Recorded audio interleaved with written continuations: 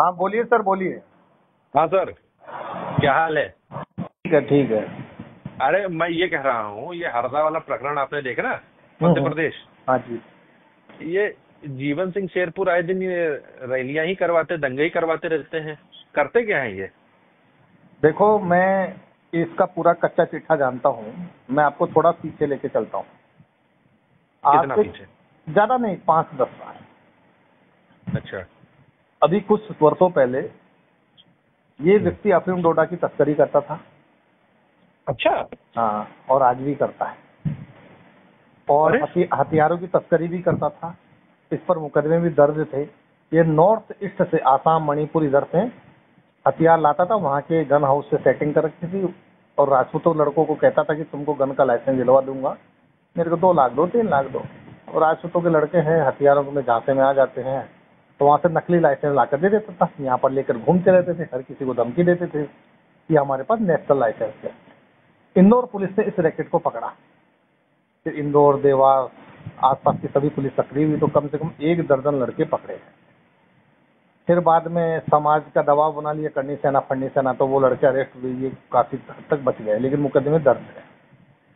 इसकी जो गाड़ियां चलती है काफिले में, अगर सरकार और पुलिस ढंग से जांच अगर करे तो हाँ। इसके काफिले की गाड़ियों में आपको अफीम डोडा मिल जाएगा। अच्छा। अब वो काफिले की आड़ में यहाँ से वहां तक ट्रांसफर होता है, चाहे हथियार हो चाहे अफीम डोडा हो। अच्छा। और इस व्यक्ति से सबसे ज्यादा पुलिस प्रशासन परेशान है। अच्छा।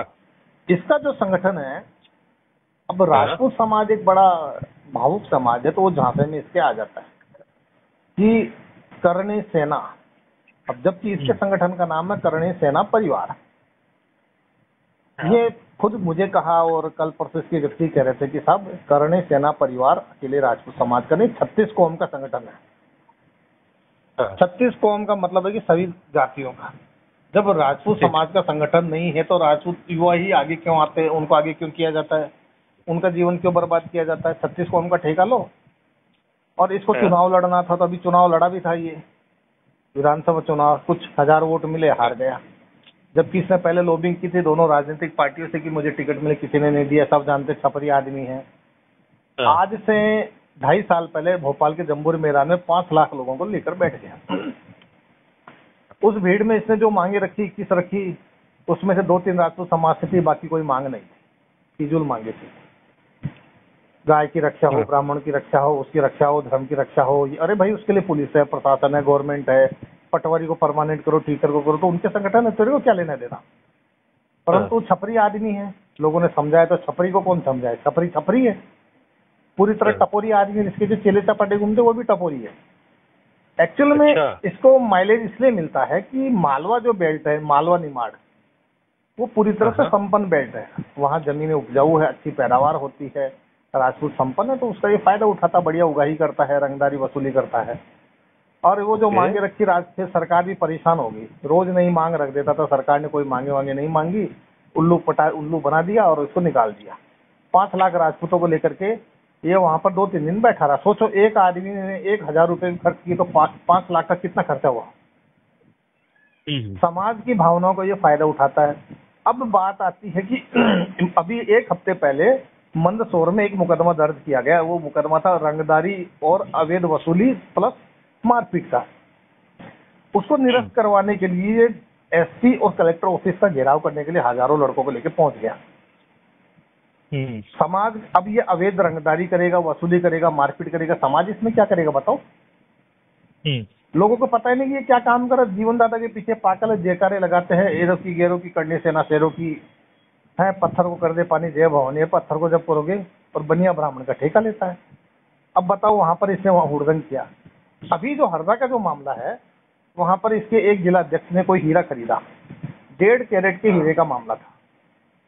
1.5 कैरेट के की वर्तमान कीमत होती है, जो हीरा क्वालिटी थी, 1.5-2 लाख रुपए के लगभग। अब उसमें कोई ठगी हो गई। इनका कहना है कि सामने वाले को हमने 18 लाख दिए थे। मामला जो भी था, ठगी का मामला था। पुलिस ने मामला दर्ज किया, आरोपियों को गिरफ्तार कर दिया, जेल भेज दिया। इसके सेना अध्यक्षों का कहना था कि उसको करनी सेना के हवाले किया जाए। पुलिस ने मना किया कि भाई हम आपको नहीं दे सकते, क्योंकि संविधान के अनुकूल नहीं है। बोले हमको दो, तो गाली गलौज की, मारपीट करने के लिए झगड़ा करने उतारू हो गए। पुलिस ने डंडे मारे, जो 2-4 दिन के चले टपटो को अंदर कर दिया। ये कहाँ मानने वाले थे, रात भर हुड़दंग किए। आधी रात को वहाँ कोई ब्राह्मण है, लड़की है, एसडीओपी, एमपी छत्तीसगढ़ में एक पद होता है एसडीओपी पुलिस का अलग से, कानून व्यवस्था बनाए रखने के लिए। उन्होंने समझाया भैया रात को कोर्ट खुल नहीं सकता, जेल खोल नहीं सकते, 12-1 बजे का वक्त है, जो होगा सुबह होगा, 4-5 घंटे 6 घंटे वो इंतजार करिए। नहीं माने। पुलिस प्रशासन को 3-4 दिन से तंग कर रखा था, ये हुड़दंग करेंगे, इसके आसपास के जिलों से पुलिस बुलाई गई। अब फिर जीवन सिंह भी पहुंच जाता, हुड़दंग करता है, राजपूत समाज के हॉस्टल में मीटिंग करता है। अब वो पुलिस की नजर में आ गया कि करणी सेना वाले यहाँ छुप कर बैठे हैं। उसके बाद हुड़दंग बढ़ जाता है, ये आतंक मचाते हैं, गाली गलौज करते हैं, मनमर्जी जैसे बोलते हैं, हर कुछ बोलते हैं। अब पुलिस प्रशासन तंग आ गया, क्योंकि 3-4 दिन से हर जिलों से पुलिस बुलाई हुई है, स्टैंड बाय पे रखी हुई है। ना बेचारे खा सकते हैं, ना पी सकते हैं, ना बैठ सकते। इनके तो एक दादा भाषण देता, दूसरा के तैयार हो जाता है, वो खाने पीने सोने चला जाता है। अब पुलिस वालों को स्टैंड बाय पे गवर्नमेंट ने रख रखा, भाई कभी भी दंगा फसाद हो जाए। पुलिस वाले भूखे प्यासे कैसे अपना निकल रहे थे। अब इसका जो नाटक है वो चल रहा था। अब जब पुलिस ने जब लाठीचार्ज किया, लाठीचार्ज के दौरान में वहां पर इसके चेले चपाटे पुलिस वालों को गाली देते हुए राजपूत हॉस्टल में घुस गए। पुलिस वालों ने माइक पे कहा बाहर निकलो, नहीं निकले, गाली देते रहे। फिर पुलिस अंदर घुसी। अब वहां तो गेहूं के साथ घुन भी पिसता है, तो ऐसे वो मारपीट हो गई। जबकि छात्रावास मामले से कोई मतलब नहीं था, पुलिस इसके गुंडों के कारण घुसी थी। करणी सेना जो परिवार है उसमें 90% तो राजपूत, 10% दूसरी जातियां हैं। तो जब इसका संगठन 36 कौम का है, तो राजपूत अपना खून क्यों जला रहे हैं भाई, और अपना खून जला के दौड़ रहे हैं, हम हरदा जा रहे हैं, दादा के लिए कर देंगे, चीर देंगे, फाड़ देंगे। और दादा बोलता 36 कौम का ठेकेदार हूँ। तो समाज को सोचना चाहिए कि ऐसे तस्कर, अफीम डोडा तस्कर, मारपीट करने वाले, रंगदारी करने वाले, जो अपने खुद के पर्सनल मुद्दों पर समाज को आगे कर देते हैं, या तो ये समाज चूतिया है या फिर ये खुद चूतिया है। समाज के लोग ऐसे गंवारों को अपना आइकॉन मान रहे हैं। इनको देखने के लिए दूसरा महिपाल भी चला गया। महिपाल ने बोला होगा कि बेटा मेरी राजस्थान में बत्ती गुल हो गई, तेरी थोड़ी बहुत चल रही है, थोड़ी मेरी मदद कर दे, थोड़ा माल इधर कर दे। तो ये सब ऐसे चोर हैं, चोर उचक्के हैं, बाकी इनका कोई औचित्य नहीं है, गुंडागर्दी करते हैं, समाज को कलंक। और आज बता दूं कि मालवा बेल्ट जो है वो, उसमें राजपूत अच्छी संख्या में, संपन्न भी है। बरसों पहले राजपूतों की वहां पर अच्छी इमेज थी और अच्छे चयनित होकर नेता भी आते थे।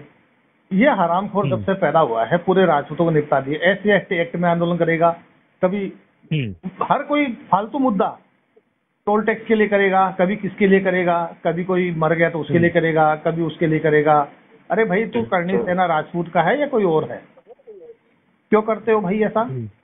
जब तुमको करना है, नेतागिरी करनी है, तो फिर उसके लिए करो।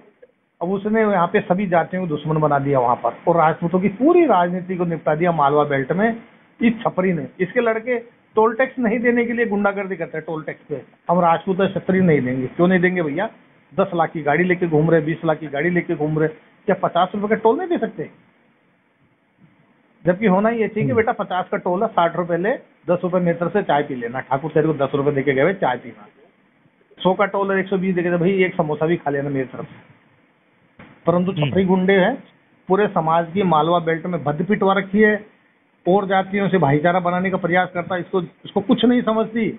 और वो जातियों के लीडर, अभी ग्वालियर में मुकदमा हुआ मीरवोज प्रकरण में, ये गया नहीं, आया नहीं, बुलाया नहीं आया। क्यों जाएगा? वहां दुकान नहीं चलती।